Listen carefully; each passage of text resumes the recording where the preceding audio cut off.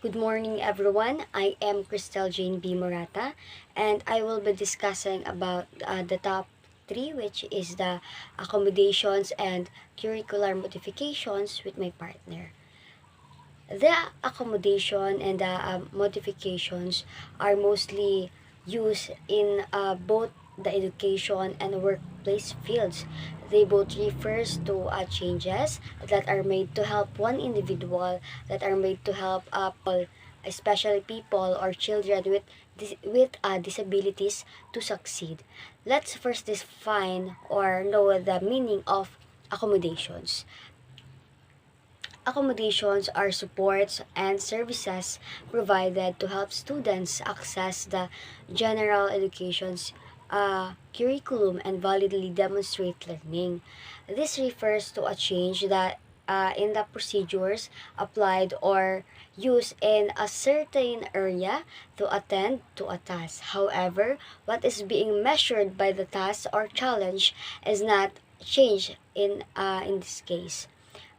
In a classroom situation, for example, a student may be given additional time to finish their assessment, their assignments, or their assigned projects for them to minimize distraction. Now, what are the uh, examples of these accommodations? Okay, um, the examples of these accommodations are the time, the settings, the presentation, and the response. When we say time, extended the time allotted to take uh, to take the test for the children, to finish their given assignments, to learn a new concept, or to complete an activity. For example, giving them enough time, extended time, long time, or frequent breaks for them to do their assignments and to change other change of their activities.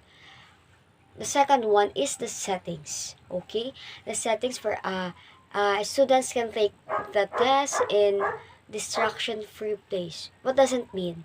Okay, it is a potentially a resource room, so it is easier for the children, for your student to focus in the class, to focus on their what are they doing.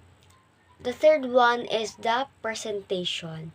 This allows the students to access information in ways that do not require them to visually read standard print. Okay. The fourth one is the response. This allows the students to complete their given assignments, their projects, their activities in different ways, or to solve or organize the problems using the some type of assistive devices or organizer. For example, using scribe, using spelling correction, or word processor. Another example of this accommodation is hands-on activities. Okay, additional tutoring time, working on smaller groups, and allowing students to take a test in quieter environments. Now that we are done discussing the accommodation, let's proceed to modifications.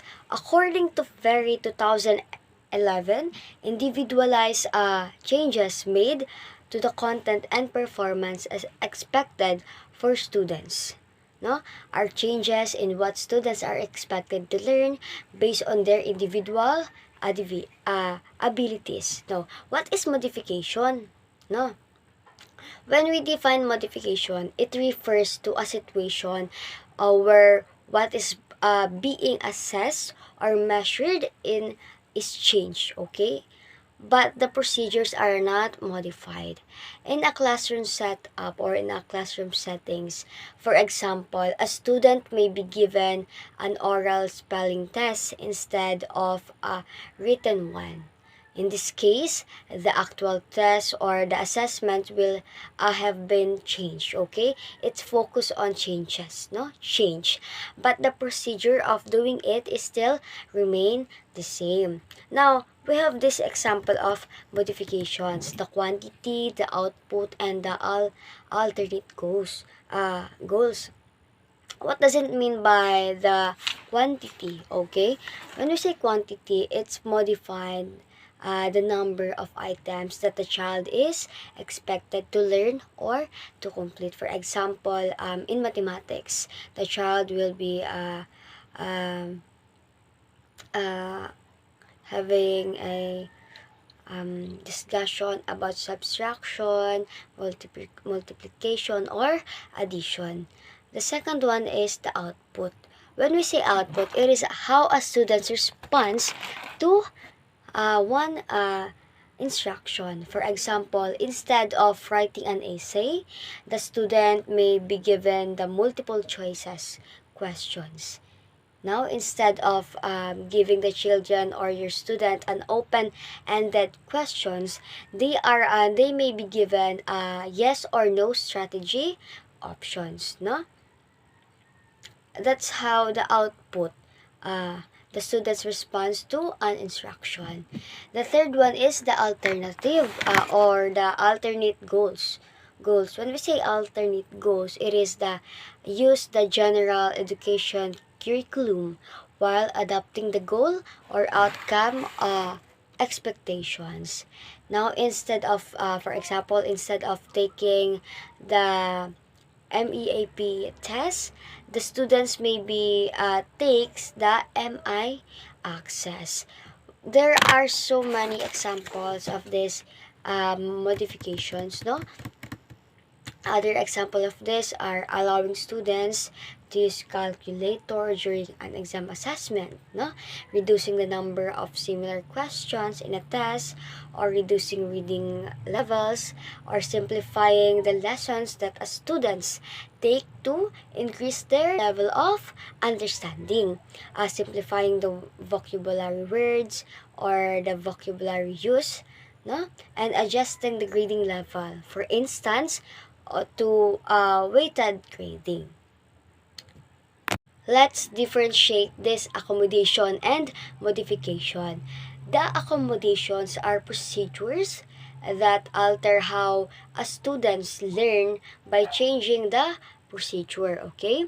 As such, does not change what the students or pupil is supposed to learn, supposed to do, or is supposed to be tested on, and include the altering the environment, format of the curriculum, or equipment use.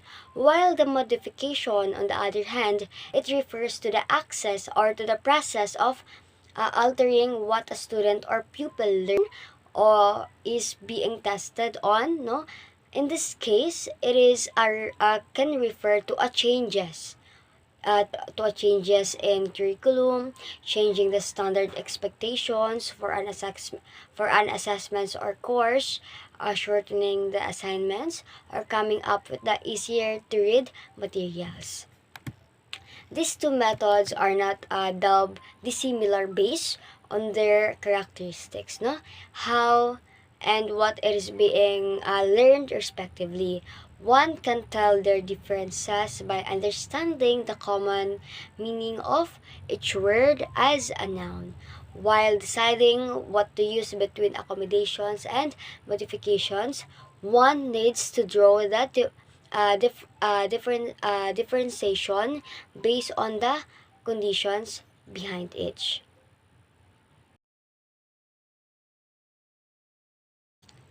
Now that we are done discussing about accommodation and modification, let's proceed to the curriculum modification in the special education in the Philippines that we'll be discussing by Aryan Umbukan.